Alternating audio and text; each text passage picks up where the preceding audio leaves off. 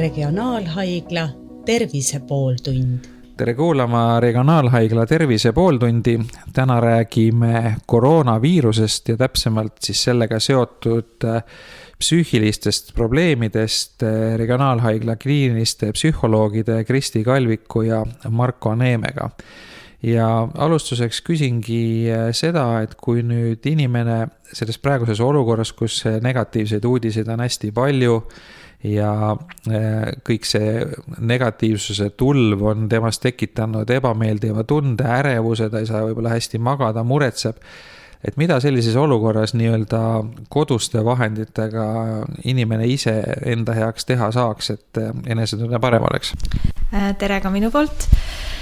Sellises olukorras on väga oluline jätkata oma igapäevategevustega nii palju, kui on võimalik. Et see tähendabki seda, et olla endiselt kehaliselt aktiivne, kas siis teha kodustes tingimustes trenni, jätkata suhtlemist oma lähedastega ja sõpradega ja leida selliseid kodusaid, meeldivaid, toredaid tegevusi.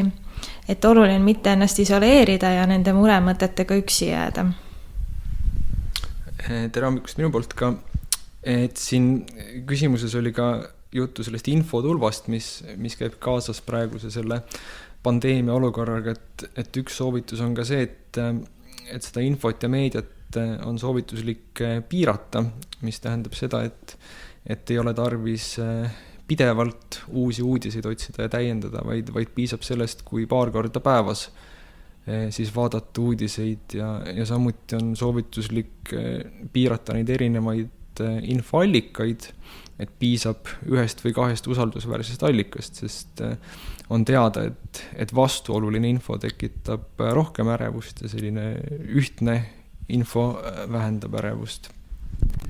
No, meedia seisukohast vaadates on tegemist nagu mingi spordivõistluse otseülekandega, et iga natukese aja tagant avaldatakse uusi numbreid ja need numbrid ei ole meeldivad, enamasti näitavad need kas haigestumisi või surmasid, kas siis meil või kuskil välismaal ja tegelikult see on mõnes mõttes ju ka hasartne tegevus, et sa saadki päev otsa jälgida sündmuste arenguid ja see hoiab nagu isegi adrenaliini üleval, et kuidas siis ikkagi nagu saavutada see olukord, et ühtaegu olla kursis, aga mitte sellega üle pingutada, et eriti nüüd nutitelefoni ajastul sul on ju tegelikult piisab nagu ühest liigutusest, ühest pöidla viipest ja sul on kõik uued uudised tulevad ja paljudel on veel ka igasugused teavitused, et kui tuleb uus uudis, siis telefon väriseb ja see tuleb sisse, nii et üsna raske on hoida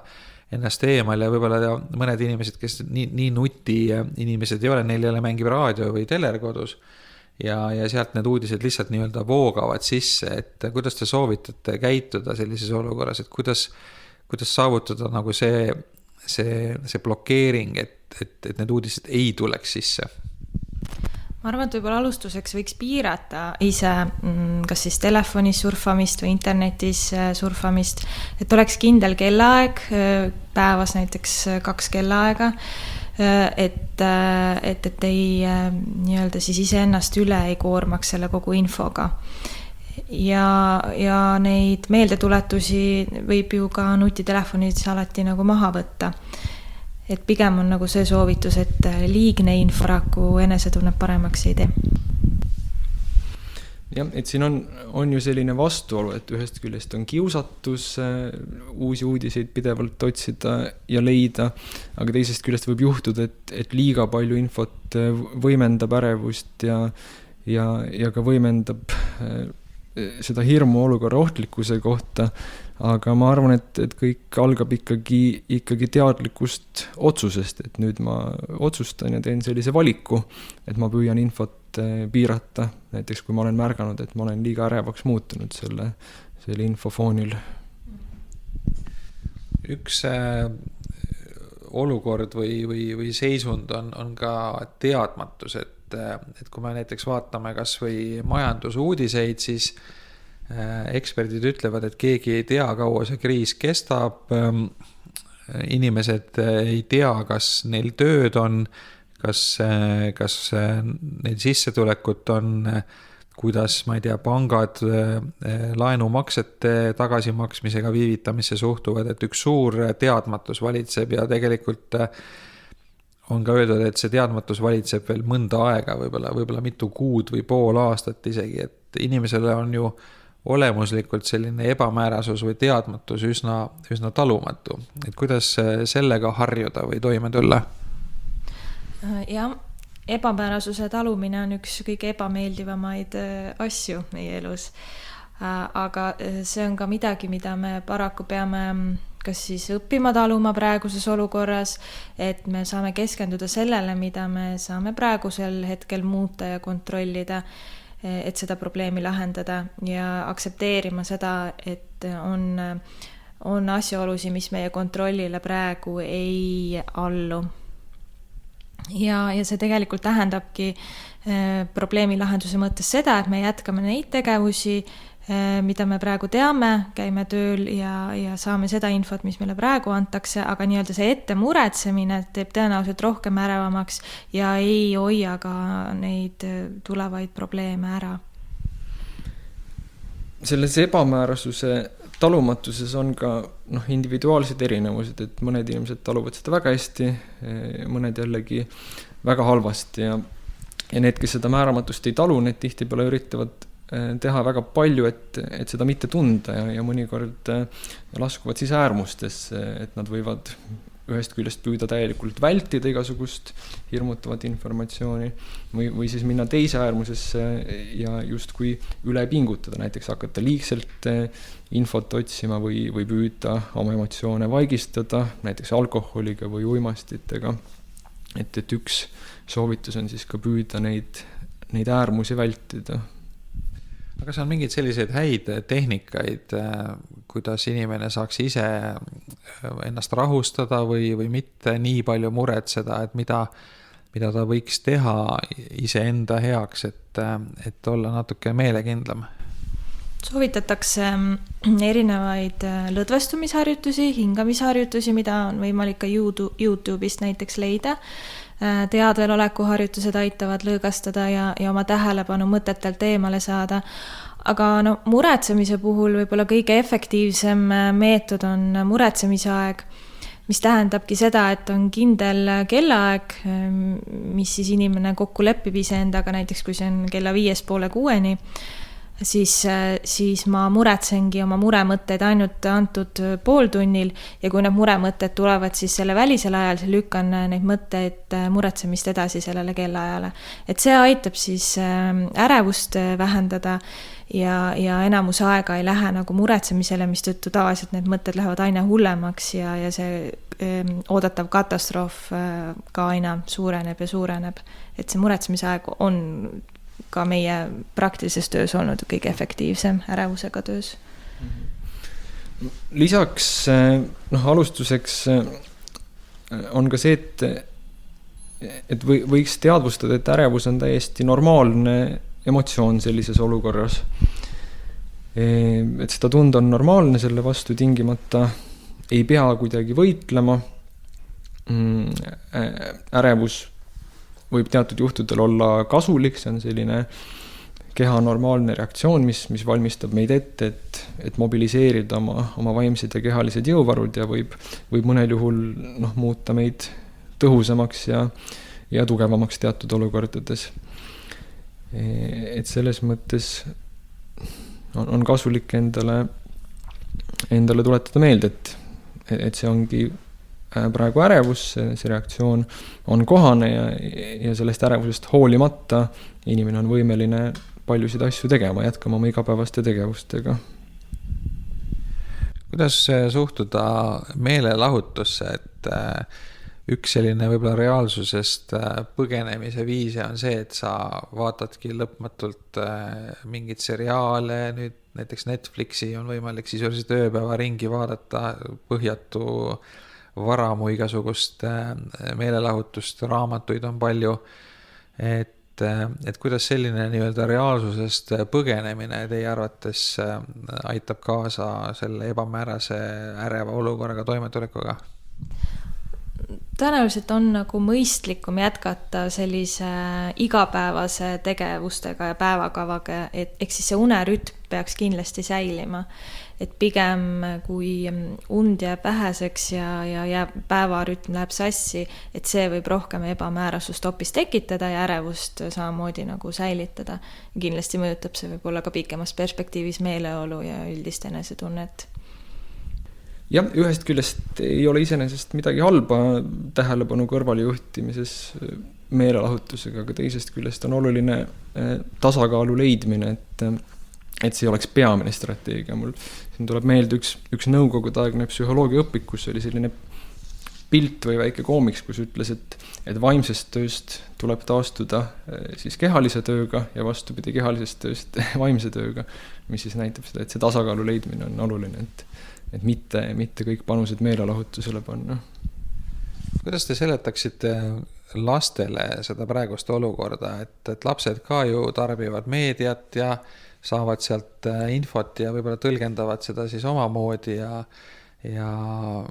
paljud inimesed on täiskasvanu eas rääkinud, et lapsena saadud sellised hirmutavad uudised, näiteks need, kes on üles kasvanud nõukogude ajal, ma tean mitut inimest, kes on reaalselt saanud päris tugevaid traumasid sellest, et nad kartsid tuumasõda, kuna sellest räägiti ja hirmutati selliste asjadega ja see võib lastele jätta päris suure jälje, et kuidas on lugu lastega, kuidas neile seda olukorda seletada tuleks?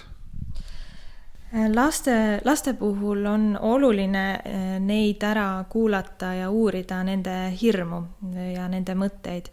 Et lapsed võivadki väga erinevalt reageerida, mõned vajavad rohkem toetust ja tähelepanu ja see on oluline neile ka seda siis anda.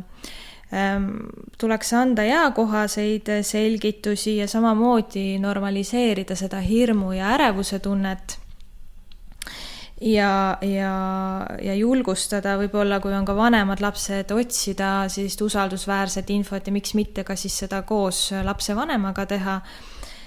Ehk siis nii-öelda sükene info ikkagi vähendab ärevust ja lapsevanem nii palju, kui ta ka ise suudab, võiks ennast rahustada nende eelneva mainitud võtetega, et olla nagu lapsele seejuures eeskujuks. Ja neid igapäevategevusi jällegi jätkata koos lapsega ja miks mitte tuua juurde rohkem neid koos mängimisaega ja koos lugemist, koos tegevusi. Üks lisanüanss on veel see, et mõnel juhul lapsed peavad siis, nad eraldatakse enda vanematest, näiteks kui vanemad peaksid haiglasse sattuma ja see on nagu selline eriolukord, et soovituslik on ikkagi mitte lastest eralduda, vaid veeta nendega aega koos nii palju kui võimalik. Aga kui see ei ole võimalik, siis soovitatakse jätkata regulaarset kontakti kindlatel siis ette määratud kellaaegadel, näiteks helistada 2 korda päevas kokku lepitud aegadel, et jätkata suhtlemist ja tagada selline ennustatavus. Et kui inimene on haigestunud ja muretseb nüüd selle pärast, et äkki läheb asi hullemaks, et teatavasti koroona areng on ju selline, et kriitiliseks muutub asi siis, kui kopsud saavad kahjustada ja algstaadiumis võib-olla asi nii hull ei ole, aga nüüd kõik, kes nakatuvad, kindlasti kusagil hingesopis muretsevad, et mis saab homme, ülehomme, et kas see nüüd läheb hullemaks ja mis must edasi saab. Et kuidas juba haigestunud inimene saaks ennast rahustada. Sest tegelikult ju on ka teada juhtumid, kus inimene hakkab ennast iga poole tunni tagant kraadima, palaviku mõõtma ja muid selliseid tervisekontrolli asju tegema, mis lõppkokkuvõttes jällegi suurendavad ärevust. Et kuidas see haigestunud inimene siis ennast maha saaks rahustada? Tõenäoliselt ongi oluline keskenduda sellele praegusele olukorrale ja nendele aspektidel, mis praegu on, et kuidas ma ennast praegu tunnen ja mis soovitusi arst näiteks on andnud. Et oluline ongi jääda, mitte jääda nende muremõtetega üksi, et jagada neid näiteks lähedastega. või helistada ka perearsti liinile, et jällegi seda ärevust pigem nii-öelda enda jaoks normaliseerida ja aktsepteerida ja mõista, et nii-öelda see muretsemine paraku seda haiguse kulgu kuidagi praegusel hetkel ei muuda, et ma saan elada praeguses hetkes ja tegeleda enda abistamise ja toetamisega läbi ravimite ja puhkamise. Ise haigestumine on tõenäoliselt kõige raskem olukord selles kontekstis ja paneb tõeliselt proovile selle määramatuse talumise võime. Aga nagu te küsimuses välja tõite, et siin on jälle koht minna liiale sellise liigse kontrollimisega, mida inimene teeb selleks, et rahuneda, et saada kinnitust, et kõik on korras, aga tihtipeale see annab hoopis vastulöögi ja ärevus võib kasvada. Samamoodi on liigse info otsimisega, et samas haige inimene peabki oma kehalist seisundist seirama, nii et selle tasakaalu leidmine võib olla keeruline liigse kontrollimise ja sellise mõõduka kontrollimise vahel, aga kindlasti see on ka üks soovitus. No teadusest on teada tuntud placebo-efekt, et tihti mõni ravim, millel toimeainet ei olegi, töötab, mõjub tänu sellele, et inimene usub sellesse. Et kuidas te suhtute sellesse, kui inimene näiteks võtab aktiivselt nüüd enda ravimise käsile, et ta teab, et ta peab päevas mingi X arv kordi tegema mingisugust põdrasamblikku teed ja seda jooma ja võtma lusikaga mett ja veel küüslauku ja muid selliseid rahvameditsiinist tuntud asju, et seada endale mingi selline rutiin sisse, et ta nagu teadlikult tegeleb enda ravimisega ja siis natukene vähemalt talle tundub, et ta suudab olukorda kontrollida, et mis te sellistest võtetest arvate? Ma arvan, et see väga hea mõte, et igasugune iseenda eest hoolitsemine, näiteks siis läbi rahvameditsiini tee joomine ja soojateki all olemine ja jalavann, et ma arvan, et see on kõik igati positiivne ja mõistlik. Placebo ei ole iseenesest kuidagi halb asi, vastupidi, see on suurepärane, et selline nähtus on olemas ja kuni inimene siis tarvitades neid käepäraseid vahendeid nagu mesi ja põdrasammal ja mis te mainisite, et kuni ta selle arvalt ei hakka vältima siis tõenduspõhist meditsiini või ennast kuidagi kahjustama mingisuguste ohtlike preparaatidega, siis on ju asi hästi. Nüüd selle koroonaviiruse puhul on väga oluline riskigrupp on vanad inimesed ja nendel on ka võib-olla kalduvus natukene rohkem ärevusse sattuda, eriti just meediast tulnud info põhjal. Et mida siis nooremad inimesed, kes on terved või siis mitte väga haiged, mida nooremad inimesed saaksid vanemate inimeste heaks ära teha, et neid rahustada ja neile abiks olla? Jah, vanemad inimesed vajavad kindlasti toetust, kuna nende hirm võib olla suurem. Et mida saavad lähedased teha, on ikkagi sellised võib-olla kokku lepitud kellaaegadel helistamised, see tekitab vanal inimesel sellist turvatunnet ja turvatunne ka vähendab ebamäärasust ja ärevust. Ja ka sageli vanuritel on mõnikord vähenenud sellised kognitiivsed võimed ehk mälu ja infotöötluskiirus ja tähelepanu ja arusaamisvõime võib olla alanenud, et siis on oluline anda selliseid konkreetseid juhiseid ja lasta lähedasel kirja panna neid ja näiteks kas või siis telefoni meeldetuletusi kasutada. Et oluline on olla, ma arvan, lihtsalt eelkõige selle vanuri jaoks olemas ja teda toetada sellises keerukas olukorras. Lisaks muidugi praktilised küsimused, et kuna eakad on riskigrupis, siis neil on soovitatav praegu kodus olla, ehk siis nooremad lähedasemad peavad neid aitama näiteks poes käikudega ja muude selliste igapäevaste praktiliste küsimustega. No see karantiin on võib-olla selline pehmendav sõna vangistusele, et kuigi inimene, ta ei ole nagu vanglas, aga siiski kui ta ei tohi välja minna ja võib-olla juhul, kui on ka kellelgi väiksem korter kusagil sellises majas, kus oma aeda ei ole, et ta tegelikult ongi seal oma väikses korteris nii-öelda kinni. Ja 2 nädalat, nagu soovitatakse, on ikka üsna pikk aeg. Et kuidas sellises olukorras enda vaimu hoida ja meeleolu üleval, et mida te soovitate teha sellises koduses karantiinis, eriti kui inimene on üksi. Aga muidugi teine sellega kaasne probleemide hulk on see, et isegi kui ta ei ole üksi, siis on risk oma lähedastega tülli minna, kui ei ole harjutud nii-öelda pead jalad koos olema pikka aega, et igal juhul uudne olukord, et mis nõude siin annate? Tõsi, kui nüüd üksi olla, tõenäoliselt siis peaks rohkem oma sellist fantaasiat kasutama, et neid tavategevusi ikkagi kodustes tingimustes võimalikult hästi jätkata. Et võib-olla siis leidagi need raamatud, mida pole ammu saanud lugeda ja seda teha nüüd või mingid filmid, mingid sellised tegevused, mis on jäänud igapäevase virvarri puhul tahaplaanile. Ja kui on siis jagatakse väikest pinda kellegiga, et võib-olla siis on nagu mõistlik need reeglid ka paika panna, et kõik saaksid oma aega ka. Ja et millal on suhtlemistunnid ja millal ei ole.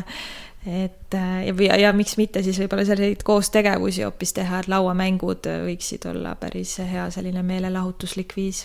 Uuringud näitavad, et see isolatsioon või karantiin on seotud ärevusega, frustratsiooniga, igavustundega, vihaga. Ja nagu kriisipsühholoog Maire Riis rõhutas siin mõned päevad tagasi meedias, et oluline on seda isolatsiooni enda jaoks mõtestada ja tuletada meelde, et sellega te teete ühiskonnale teene ja kaitsete siis riskigruppe haigestumise eest, et see võib aidata siis natukene mõtestada ja sellist missioonitunnet tekitada, et uuringud näitavad ka seda,